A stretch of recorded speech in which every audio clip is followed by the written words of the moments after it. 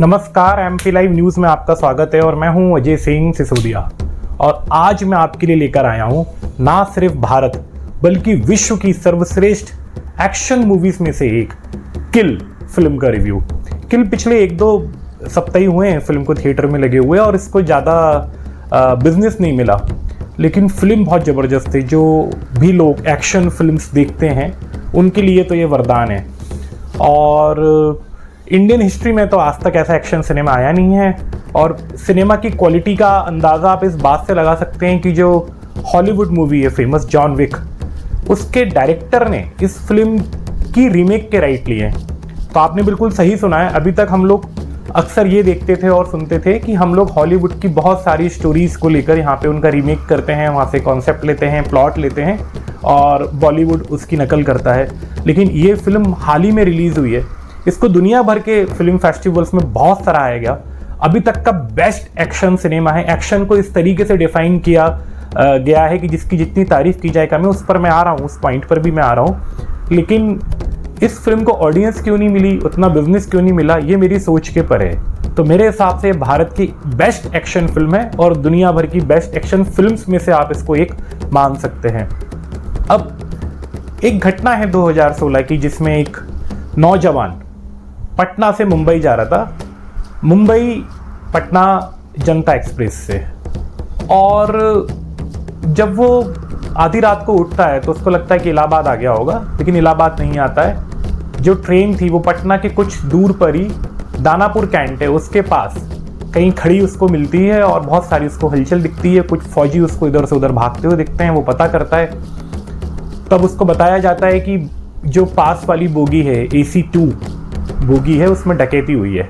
और उस ट्रेन में सेना के इतने सारे जवान इसलिए थे क्योंकि दानापुर कैंट से होकर वो ट्रेन गुजरती थी, जो कि एक फौज का एक एस्टैब्लिशमेंट, एक बेस है, कैंट एरिया है, इसलिए उसमें इतने सारे जवान थे। तो वहाँ से कहीं उसने प्रेरित होकर इस फिल्म की स्क्रिप्ट को लिखा और किल नाम से इस स्क्रिप्ट को उसने डेवलप किया, बनाया। और ये वो युवा है जो इस फिल्म का निर्देशक है, जिसका नाम है निखिल नागेश भट्ट।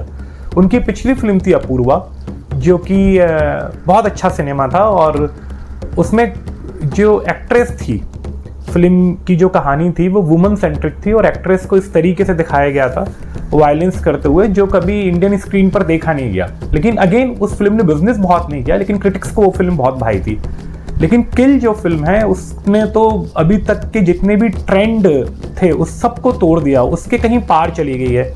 इस तरीके का एक्शन, जैसा मैंने आपको इंट्रोडक्शन में ही बताया कि इस तरीके का एक्शन कभी देखा नहीं गया है। हमने बहुत सारे रसों का नाम सुना है, श्रृंगार रस, हास्य रस, वीर रस, करुणा रस। एक नया रस आ गया है आजकल फिल्म में, हम देखते हैं तो, जिसका नाम है विभत्स रस। आप कितना विभत्स किसी सीन को बना सकते हैं, कितनी खून की होली पर्दे पर खेली जा सकती है, किस तरीके से शरीर के अंगों की चीर फाड़ की जा सकती है, उनको कहाँ कहाँ से काटा जा सकता है, इस पर भी एक अब फिल्में बनना शुरू हो गई। पहले तो वेब सीरीज़ ही होती थी। मिर्ज़ापुर सीरीज़ में बहुत हाई लेवल का वायलेंस दिखाया गया था और मैंने जब वो फिल्म देखी थी तो मुझे लगा था कि ये क्या हम देख रहे हैं, बट एक फिल्म समीक्षक होने के नाते हमको तो देखना ही पड़ता है। इस तरीके का कंटेंट जो है ये आपके साइकोलॉजिकल बिहेवियर पे बहुत प्रभाव डालता है, आपके मनोविज्ञान पर भी बहुत प्रभाव डालता है। और बहुत सारे एक्टर्स हैं जो इस तरीके की फिल्में करने के बाद थेरेपीज लेते हैं और ऑडियंस के दिमाग पर भी इसका बहुत फर्क पड़ता है। लेकिन अब ये ट्रेंड में है, इस तरीके की फिल्में बन रही हैं। एनिमल ने रीडिफाइन किया कि वायलेंस को और आप कहाँ तक ले जा सकते हो, लेकिन किल के बाद तो मुझे नहीं लगता है कि इससे ज़्यादा वायलेंस दिखाया भी जा सकता है। तो कमज़ोर दिल वाले इस फिल्म को ना देखें, क्योंकि आपकी पलकें झपकेंगी नहीं, बाहर आके आप डिस्टर्ब सा महसूस करेंगे। जब थिएटर से निकलेंगे तो घुटन सी भी महसूस होगी। और फिल्म जो है वो जैम पैक एक्शन है। 1 घंटा 40 मिनट की फिल्म है और जिसमें लगभग 1 घंटा 35 मिनट प्योर एक्शन है, जो आपकी कुर्सी से हिलने भी नहीं देगा।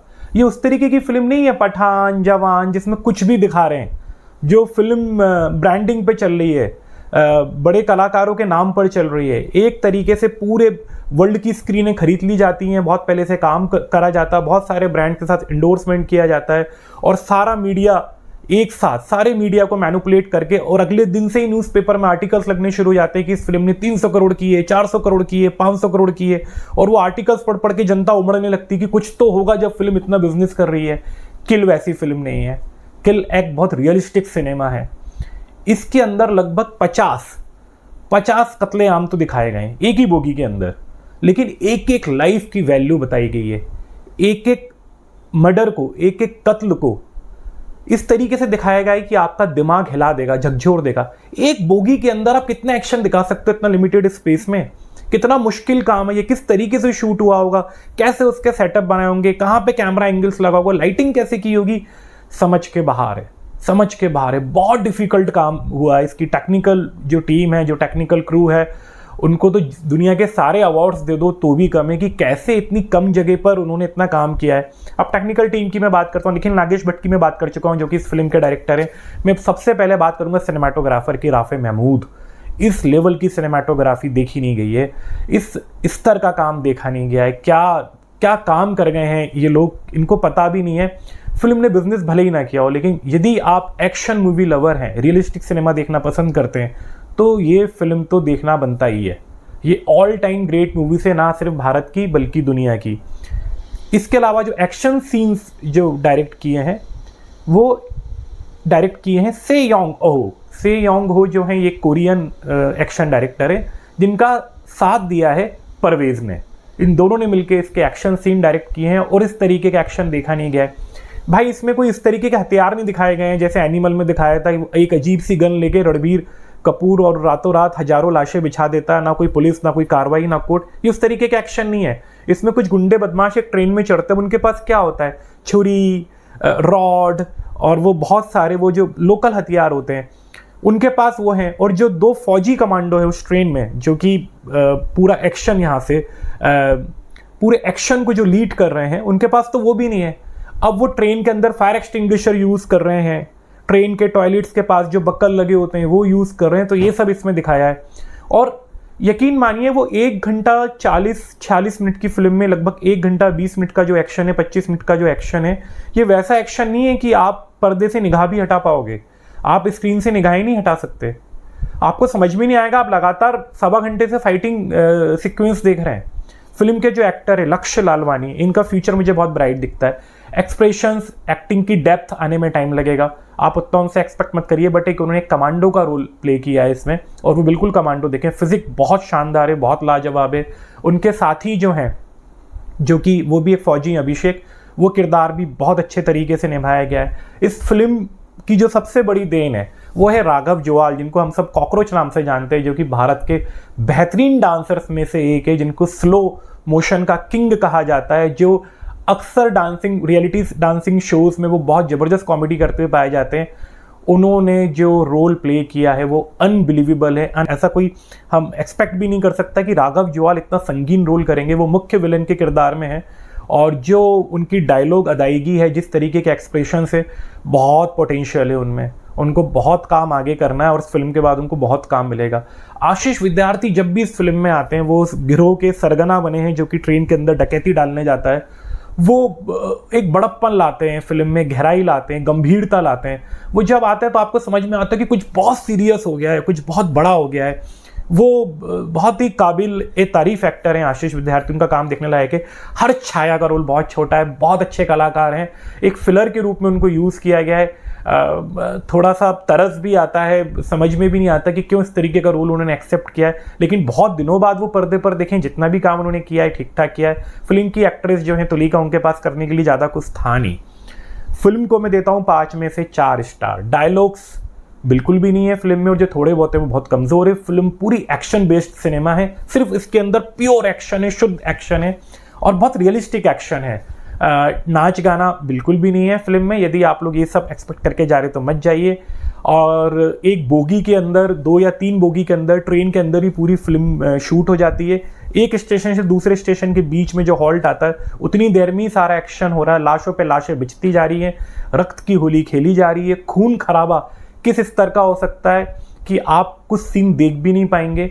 कहाँ से बॉडीज़ को काटा जा सकता है, कहाँ से मर्डर किए जा सकते हैं, ये भी आप इसी फिल्म में देखेंगे। और जब आप थिएटर से बाहर निकलेंगे तो आपको ऐसा लगेगा कि मैं बहुत बड़ी घुटन से कहीं बाहर आ गया हूँ। जैसी बाहर की रोशनी पड़ेगी, आप मार्केट में निकलेंगे, आपकी गाड़ी पार्किंग से उठाएंगे तो आपको लगेगा मैं किसी दुनिया में कैद हो गया था, किसी डार्क वर्ल्ड में था और अब थोड़ी सी मेरे को सांस आई है। कुल मिला के ये फिल्म जो है ये एक्शन को रीडिफाइन करती है, लैंडमार्क सिनेमा है। भारत में इस तरीके का सिनेमा बनेगा कभी सोचा नहीं था। ये वैसा सिनेमा है जिसका राइट हॉलीवुड डायरेक्टर ने लिया है, जिसको रीमेक किया जा रहा है। दुनिया भर के फिल्म फेस्टिवल्स में इस फिल्म ने बहुत तारीफ बटोरी है। गुरित मोंगा, जिनको एलिफेंट विस्पर के लिए ऑस्कर अवार्ड मिला था, वो इस फिल्म की प्रोडक्शन टीम में है। करण जौहर इस फिल्म की प्रोडक्शन टीम में है। कमाल की विजनरी फिल्म है, फ्यूचरिस्टिक फिल्म है, एक्शन अनबिलीवेबल है, बहुत ज़्यादा वायलेंस है, इतना वायलेंस है कि आपकी बर्दाश्त के बाहर है, आपने देखा भी नहीं होगा। लेकिन यदि आप विभत्स रस के प्रेमी हैं, जिस तरीके की फिल्में आजकल चल रही हैं, मिर्ज़ापुर, एनिमल, तो आप ये फिल्म ज़रूर देख सकते हैं। और मेरे हिसाब से मैं अगेन बोलता हूँ कि 5 में से 4 स्टार। 1 स्टार सिर्फ इसलिए नहीं क्योंकि डायलॉग्स बहुत कमज़ोर है और डायलॉग का बहुत ज़्यादा काम भी नहीं, लेकिन और अच्छे तरीके से वो और अच्छे बंधे हुए और टचिंग और कनेक्टेड डायलॉग्स लिखे जा सकते थे। लेकिन फिल्म शुद्ध एक्शन है। और इसी के साथ मैं ये रिव्यू अपना ख़त्म करता हूँ। साथ में मेरी पिछली फिल्म्स के रिव्यूज़ के बाद कुछ कमेंट्स आ रहे थे, जिसमें बहुत सारे जो ब्रह्मा कुमारीज़ के भाई बहन हैं उनका ये कहना था कि भाई जी आप फिल्म को रिव्यू कर रहे हैं, कैसे कर लेते हैं, कहाँ से इतनी हिम्मत लाते हैं। तो इसमें हिम्मत वाली कोई बात नहीं है। कितने सारे फिल्म स्टार्स हैं, सुपर स्टार्स हैं, वो सब ब्रह्मा कुमारीज़ जाते हैं, सिंगर्स जाते हैं। मैं एक पेशेवर पत्रकार हूँ, मैं पिछले 20 वर्षों से पत्रकार हूँ, अधिमान्य पत्रकार हूँ, गवर्नमेंट एफिलेटेड मैं जर्नलिस्ट हूँ। मैंने कई न्यूज़ चैनल को हेड किया, अखबारों को हेड किया। मैं पॉलिटिकल इंटरव्यूज़ लेता हूँ, स्पिरिचुअल इंटरव्यूज़ लेता हूँ। ब्रह्मा कुमारी जो है वो मेरी आत्मा की खुराक है, शरीर की खुराक मेरा व्यवसाय है। और एक जर्नलिस्ट होने के नाते मैं फिल्मों की समीक्षा भी करता हूँ, पॉलिटिकल इंटरव्यूज़ भी लेता हूँ, पॉलिटिकल समीक्षाएं भी करता हूँ। तो मैं अपना काम कर रहा हूँ। जहाँ शिव बाबा के जैसे सब बच्चे हैं, मैं भी एक बच्चा हूँ। और ये इसको आप प्योरली मेरा काम मान के चले। मैं ब्रह्मा कुमारी में समर्पित भाई नहीं हूँ। मैं बहुत सारे स्पिरिचुअल इंटरव्यूज़ करता हूँ, मैं शंकराचार्य के इंटरव्यूज़ करता हूँ, मैंने बागेश्वर के इंटरव्यूज़ किए हैं, मैंने अभी हम बहुत सारे इंटरव्यूज़ और आपके लिए लेकर आए हैं। स्पिरिचुअल हमारे चैनल का एक बहुत इंपॉर्टेंट पार्ट है जिसको हम कवर करते हैं, क्योंकि मेरा ये मानना है कि हम लोग जितना कंटेंट अच्छा दे पाएँ, वो हमारी एक सोच होती है कि हम एक बैलेंस बना के चले हमारे कंटेंट पे, जहाँ पे हम आपको पॉलिटिकल इंसाइट दें, हम आपकी लाइफ में कुछ वैल्यू ऐड करें। और इसलिए मैं अपनी हर फिल्म समीक्षा में ये भी बताता हूँ कि हम क्या सीख सकते हैं। इस फिल्म को देखने के बाद भी मैं आपसे बोल सकता हूँ कि हमारे देश के जो जवान हैं, हमारे जो सैनिक हैं, हमारे जो कमांडोस हैं, उन पर हमें बहुत गर्व होता है।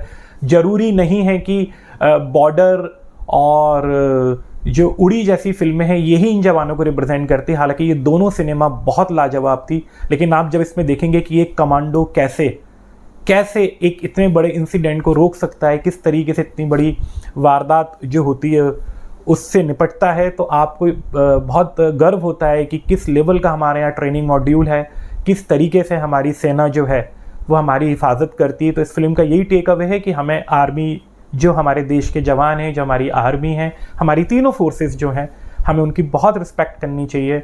और अक्सर हर शोज़ में बोला जाता है बिकॉज वो बॉर्डर्स पे होते हैं, देश की सुरक्षा में लगे रहते हैं, इसलिए हम ये सब काम कर पाते हैं। तो ये इस फिल्म का टेक अवे। एक पैट्रियोटिक एंगल देखना हो तो आप देख सकते हैं कि हमारे देश के कमांडो किस लेवल की स्ट्रेंथ रखते हैं, मेंटल फिजिकल बोथ। तो ये इस फिल्म का टेक अवे है। और आपको यदि मौका मिले और यदि आप वायलेंस बर्दाश्त कर सकते हैं, वो वायलेंस जो एनिमल से भी कई डिग्री ज़्यादा है, जो मिर्ज़ापुर जैसी फिल्में तो इसके आगे लगती ही नहीं, वो तो प्ले स्कूल, एक प्राइमरी स्कूल का सिनेमा हो गया, नर्सरी KG1, ये PhD हो गई है। और इसके बाद का वायलेंस तो कुछ हो ही नहीं सकता है। फिर तो आप सिर्फ बॉडीज़ दिखाइए और उनके पार्ट काटिए, बस यही वायलेंस आप दिखा सकते हैं। मानसिक रूप से कमज़ोर लोग तो बिल्कुल इस फिल्म को ना आ जाएं। किसी के दिमाग में यदि कोई चीज़ लंबे समय तक ठहर सकती है और वो उसको निकाल नहीं सकते, तो भी वो ये फिल्म ना देखें, क्योंकि ये डेफिनेटली आपके साइकोलॉजिकल पैटर्न को अफेक्ट करेगी।